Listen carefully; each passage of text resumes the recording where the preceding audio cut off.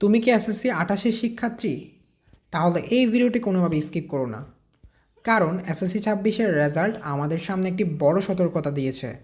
কেন এবার এত শিক্ষার্থীর ফলাফল প্রত্যাশার তুলনায় খারাপ হলো, আর এই একই পরিস্থিতি থেকে এসএসসি 28-এর শিক্ষার্থীরা কীভাবে নিজেদের বাঁচাবে?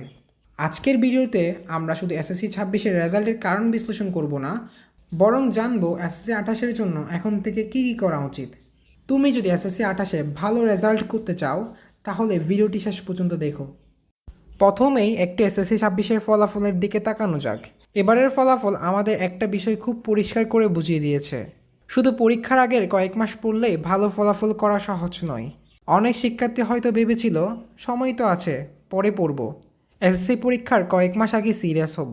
কিন্তু শেষ সময়ে এসে যখন পুরো সিলেবাস শেষ করতে হয়েছে, তখন অনেকের কাছেই বিষয়গুলো কঠিন হয়ে গেছে। আর এর ফলাফল আমরা এসএসসি 26-এর ফলাফল দেখতে পেয়েছি। তবে এখানে একটা বিষয় খুবই গুরুত্বপূর্ণ। শুধু এসএসসি 26-এর রেজাল্ট খারাপ হয়েছে বলেই যে সবার রেজাল্ট খারাপ হয়েছে, বিষয়টা এমন নয়। অনেক শিক্ষার্থী অসাধারণ ফলাফল করেছে। তাহলে প্রশ্ন হচ্ছে, যারা ভালো করেছে এবং যারা প্রত্যাশিত ফলাফল করতে পারেনি, তাদের মধ্যে পার্থক্য কোথায়? প্রথম কারণ হচ্ছে বেসিক স্ট্রং না করা। বিশেষ করে ফিজিক্স, কেমিস্ট্রি, ম্যাথ, বায়োলজি এই বিষয়গুলোতে যখনই বেসিক দুর্বল থাকে, যখনই এই বিষয়গুলোর প্রত্যেকটা চ্যাপ্টার ভালোভাবে শেষ না করে, বেসিক স্ট্রং না করে যখন শর্টকাট পথ অবলম্বন করার চেষ্টা করে, তখন পরীক্ষায় হালকা প্রশ্ন ঘুরিয়ে দেওয়া হলে তার কাছে প্রশ্নগুলো খুব কঠিন মনে হয়। অপরদিকে ঠিক একই প্রশ্নে অন্য স্টুডেন্ট খুব অসাধারণ রেজাল্ট করেছে। এই রেজাল্টের পিছনে আসলে কারণটা কী? কারণ হচ্ছে তার বেসিক খুবই স্ট্রং। তুমি যখনই বেসিক স্ট্রং করবা, তখন তোমাকে যদি প্রশ্ন ঘুরিয়ে দেওয়া হয়, তুমি খুব সহজে সলভ করে দিয়ে আসতে পারবা। তাহলে তোমার মেইন কাজ হচ্ছে প্রত্যেকটা চ্যাপ্টার খুব ভালোভাবে শেষ করা এবং প্রত্যেকটা বেসিক স্ট্রং করা। ওকে, কখনো শর্টকাট পথ অবলম্বন করার চেষ্টা করবা না। প্রত্যেকটা চ্যাপ্টার ভালোভাবে শেষ করার চেষ্টা করবা এবং গুছিয়ে পড়ার চেষ্টা করবা। এলোমেলো করে কখনো পড়ার চেষ্টা করবা না, তাহলে দেখবা পরীক্ষার আগে তোমার মনে হবে আমার প্রত্যেকটা চ্যাপ্টারই ভালোভাবে শেষ করা হয় নাই। প্রত্যেকটা চ্যাপ্টার ভালোভাবে শেষ করো এবং প্রত্যেকটা জিনিসের বেসিকগুলো স্ট্রং করে করে যাও, ঠিক আছে? দ্বিতীয় কারণ হচ্ছে নিয়মিত পড়াশোনা না করা। এটা হচ্ছে সবচেয়ে মেইন কারণ। কোনো একটা শিক্ষার্থী যখন নিয়মিত পড়াশোনা না করে, আজকে পড়বো না কালকে পড়বো, এই যে কালকে পড়বো, এই কালকের দিনটা কিন্তু আর আসে না। তুমি শুধু কালকেই পড়তে থাকো, এভাবে করতে করতে দেখো পরীক্ষা চলে আসে। এই যে এই কাজটা করা যাবে না, ঠিক আজকে থেকে শুরু করতে হবে। কালকে পড়বো বলতে বলতে পরীক্ষা চলে আসে আর ঠিকভাবে সিলেবাস শেষ হয় না।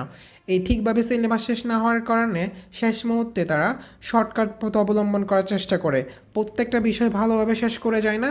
পরীক্ষা হলে প্রশ্ন আসলে প্রশ্নের ঠিকভাবে সলিউশন করে দিয়ে আসতে পারে না।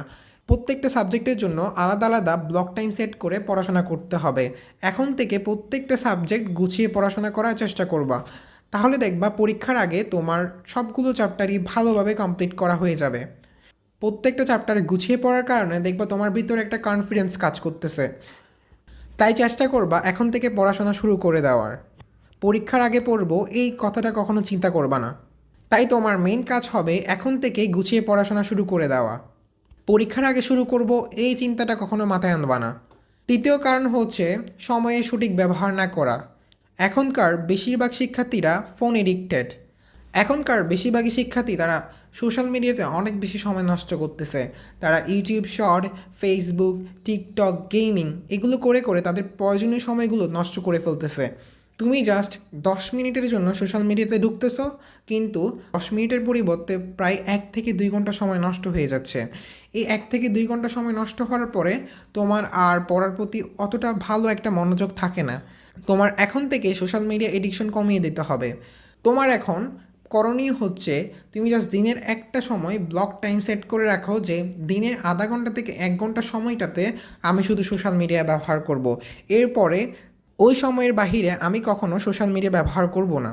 এই মাইন্ডসেটটা সেট করার চেষ্টা করো। যখনই তুমি পড়তে বসবা তখন 50 মিনিট ডিপ ওয়ার্ক করো, তারপর তুমি 10 মিনিট ব্রেক নাও। ওই ব্রেকের টাইমে কখনো কোনো মোবাইল ফোন বা সোশ্যাল মিডিয়া ব্যবহার করা যাবে না। তুমি ওই সময়টাতে কিছুক্ষণ হাঁটাহাঁটি করতে পারো, পানি খেতে পারো অথবা এক্সারসাইজ করতে পারো, কিন্তু কখনো সোশ্যাল মিডিয়াতে প্রবেশ করা যাবে না অথবা কখনো মোবাইল ইউজ করা যাবে না। আবার তুমি 50 মিনিট সেট করো পড়ার জন্য। এভাবে করে করে তুমি দেখবা তোমার টাইমগুলো খুব সহজে তুমি কাজে লাগাতে পারতেছো। 10 ঘন্টা বসে থাকার চাইতে ডিপলি 4 থেকে 5 ঘন্টা পড়াশোনা করা খুবই ভালো।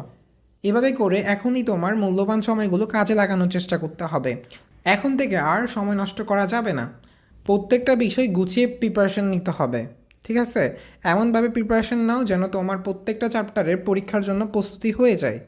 তাই এসএসসি 28 শিক্ষার্থীরা অন্যরা কখন পড়া শুরু করবে সেটা দেখার দরকার নাই। তুমি আজ থেকেই শুরু করো, কারণ পরীক্ষার আগের রাতে সফলতার প্রিপারেশন তৈরি হয় না। সফলতার প্রিপারেশন তৈরি হয় প্রতিদিনের ছোটো ছোটো ইফোর্ট থেকে। আর মনে রেখো, সময় থাকতেই প্রস্তুতি নাও, কারণ সময় শেষ হয়ে গেলে প্রিপারেশন নেওয়ার সুযোগ হবে না।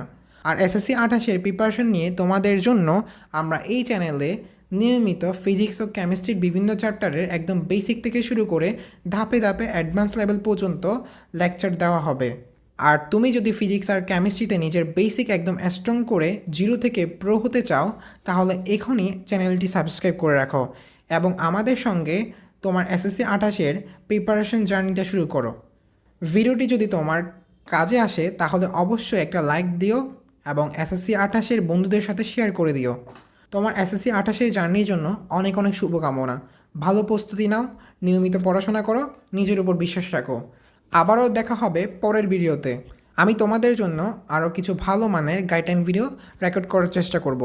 তোমার যদি কোনো বিষয়ে জানা থাকে তাহলে ভিডিওর কমেন্ট করো, আমি ওই বিষয়ে আলোচনা করার চেষ্টা করব।